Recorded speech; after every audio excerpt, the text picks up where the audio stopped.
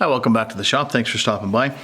This week's project, we are going to make a little bit larger key bowl. Got a friend who moved into his first house last weekend, and everybody needs a key bowl. So I got a little piece of Birdseye maple here. It's about 8 inches across, and it's probably 2.5 inches deep, which is good size for a key bowl. So I thought I'd crank out just a regular plain bowl. And I'm going to do this without any forge-on chucks or anything. So this is kind of going under the projects to sell, because obviously bowls sell. But we're going to do it without anything that you wouldn't have gotten with your lathe. So it's on a faceplate with a sacrificial block, and there's hot melt glue on the face of the block and around a bead around the outside. And that's what we're going to use to hold it. Now this was roughed out on a metal lathe, and so you can see they left the center in. So the first thing I'm going to do is I'm going to true up this face and true up this, balance up this inside. Then we're going to come back around and true up the outside. I like to balance the inside first because that gives me a better finish on the outside when everything's in balance. So we're going to put this on.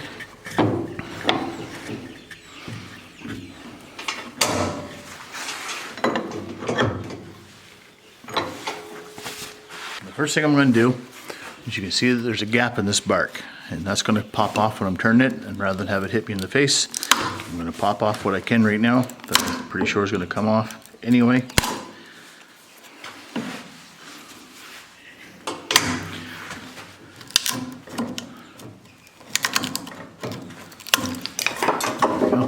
You can see the pits where the eyes are. So if you're looking for birdseye in the woods and you look under the bark and you see these, that's a good sign.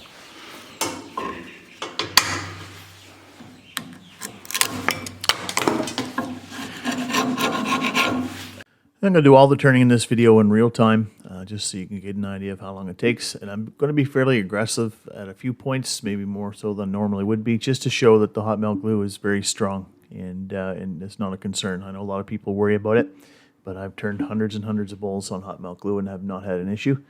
And the other thing is, you'll hear some peeping in the background. I've got a few, 22 actually, laying hen chicks and brooders in my shop. So if you hear some peeping in the background, that's what you're listening to.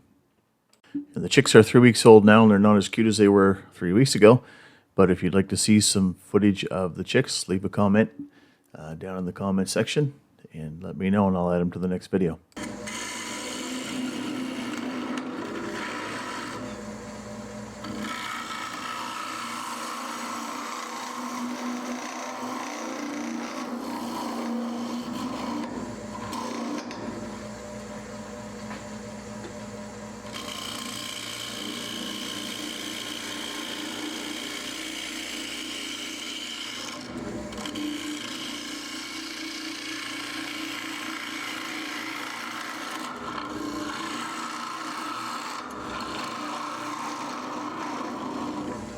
So it's just a very rough, fast cut, just to bring things into balance. Now we're going to flip around to the outside. We're going to clean that up. All right, so you can see that we're going to be a little bit governed by the round of the outside of the tree. So we're going to have to work on incorporating this turn into our piece, which isn't a big deal actually, because it kind of gives you a nice contour, a natural contour to start with. So.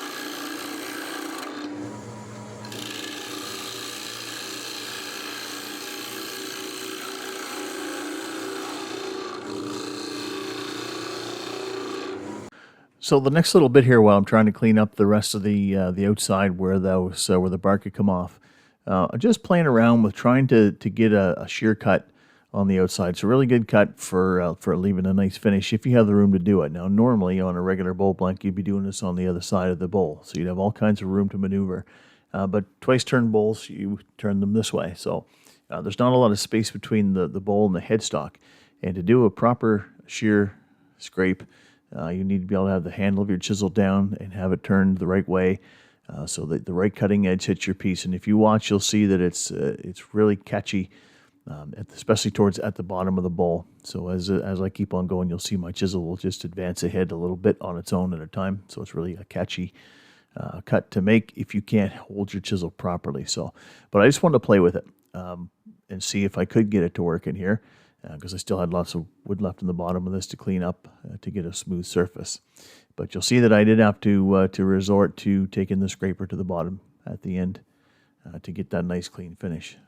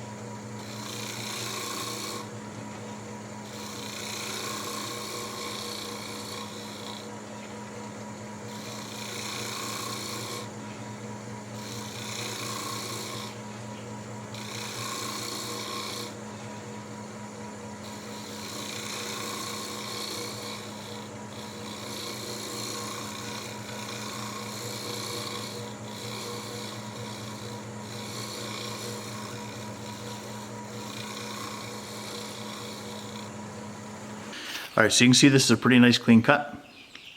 And then that's just with a very heavy scraper that doesn't allow much vibration. No vibration actually when you're in that close. So I'm gonna sand this up off camera and I'll bring it back. All right, so I'm looking at this now and it's I'm not happy with the design. I don't like this shape. I've just decided. So I like this arc right here, but I need to continue that in and around. I've got lots of bottom enough left on this that I can cut this in and continue this arc right in. I don't like how it kind of comes back straight. So I'm gonna actually go back in and recut this and just bring this bottom in a little closer. 3 from here and then I don't care for it.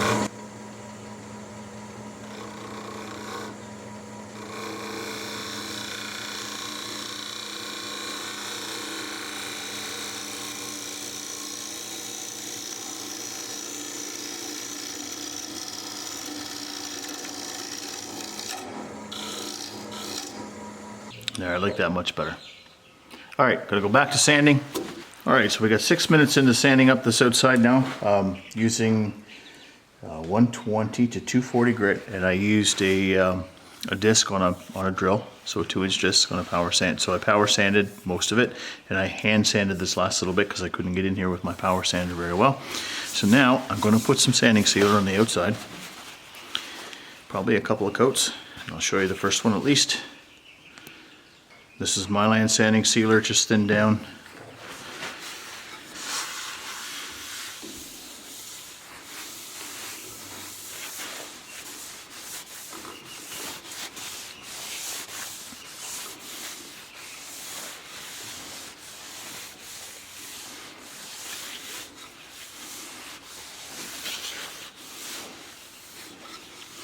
There's not a lot of Birdseyes in this, but the ones that are in are really nice ones.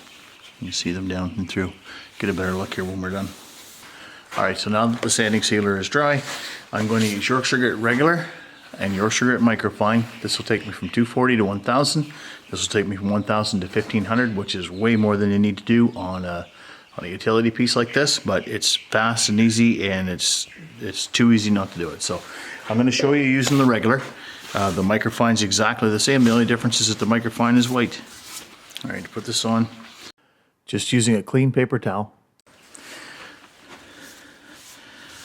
rub it on liberally.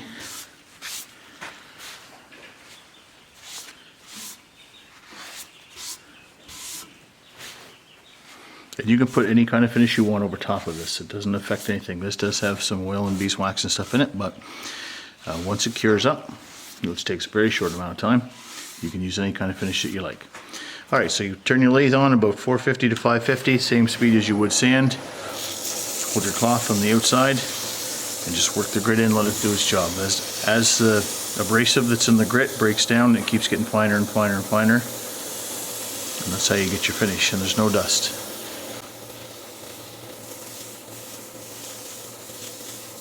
If you want to sell your pieces sell on the finish, form and finish. And I've said it before, form is a matter of personal taste, but finish is universal. It's smooth and without defects, or it's not. And if you use this stuff, you will get very, very good finishes every time.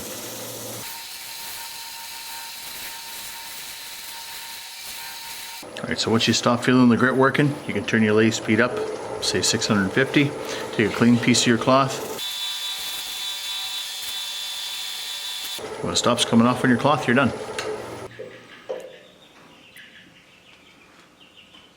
Alright, now we're going to put it on the microfine, and I'm going to bring you back after the microfine's on. Now on a key bowl or a change bowl, you don't want to make the walls too thin because you don't want it to be light and flopping all over the place. So I'm probably going to leave around a 3/8 inch thick wall on this.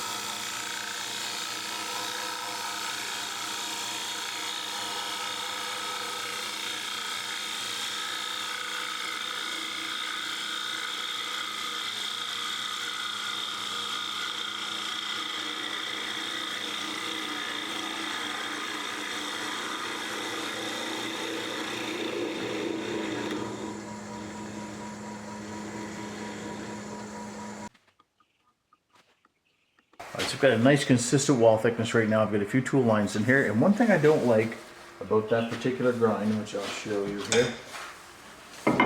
So this grind, as you can see, is quite long, and it doesn't corner in some of these radiuses, as well as the old grind that I used to use on a chisel now that's worn out. Can't be sharpened anymore because it's too short. So this is a grind that I used to use, and you've seen this grind in many videos. So this chisel's actually now down. You can see it's worn to the point where I can't sharpen it anymore in my jigs. So I am going to grind another gouge to match this, because I really don't care for this grind. It's a good cut, but I don't like it for turning these radiuses. Just going to pull these little bit of these very light tool lines out, and again with this very thick scraper. So this is the same thickness all the way down through, and it's about 3/32 of an inch or so thicker here than it is here. But I'm going to concave the bottom when I'm done, so I'm going to need that. So this is freshly sharpened.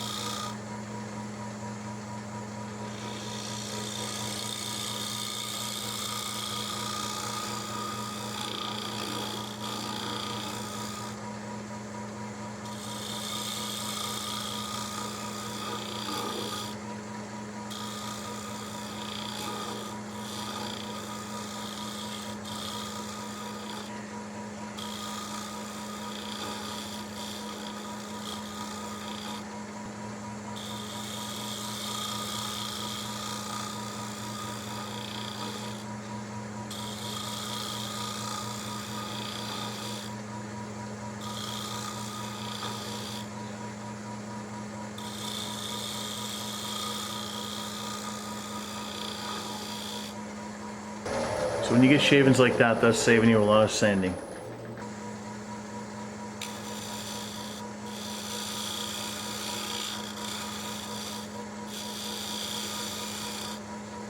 Not a lot.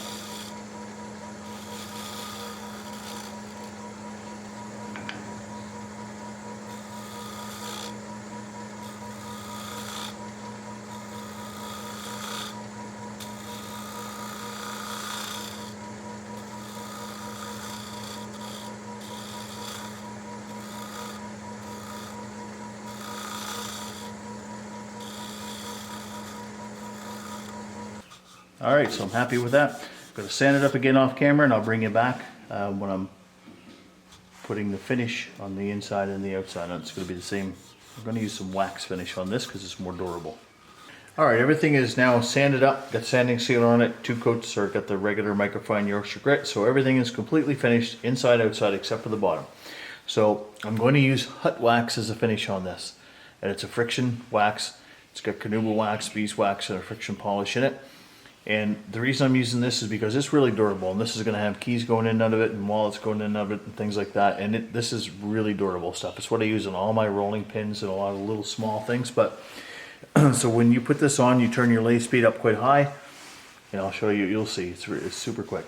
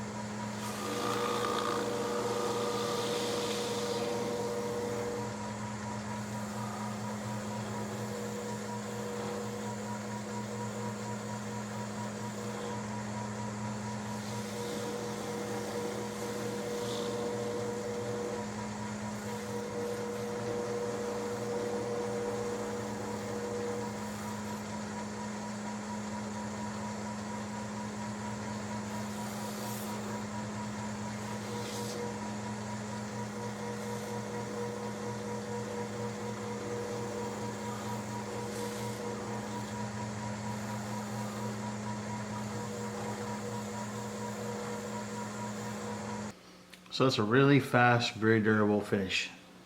All right, so all we're gonna do is we're gonna part this glue off with a diamond tool, take the glue only.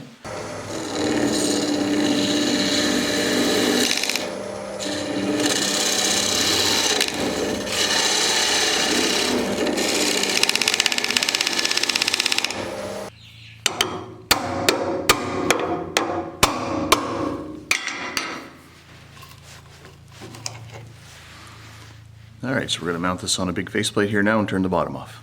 All right, so we've got this mounted down. This is just a piece of kitchen countertop with a 3/4 inch plywood backer and another 3/4 inch plywood backer behind that. So it's 1.5 inches thick here. Just drew a circle on it so that this would be centered up in it and mounted it with 6 spots of hot melt glue. And I'm just gonna turn this off with a bowl gouge with the bevel started in and pushing in so that it doesn't wanna come off on me.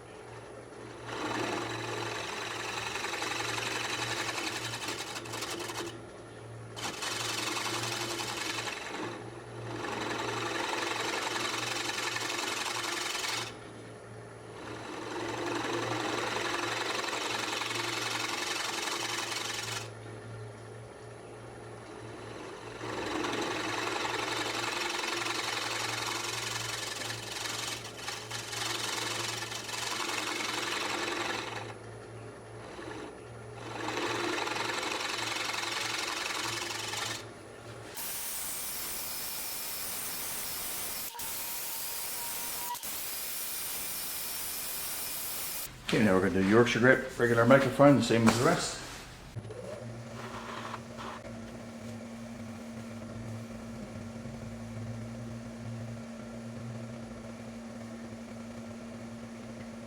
Alright, now take this off. We're just going to slide our chisel underneath the glue, very carefully, not to touch the bowl.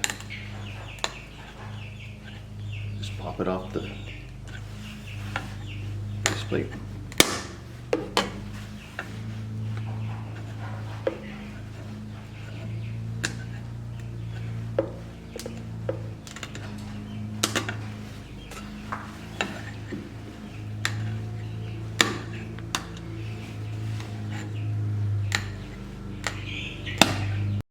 If you're still with me, thanks for sticking around. I really appreciate it.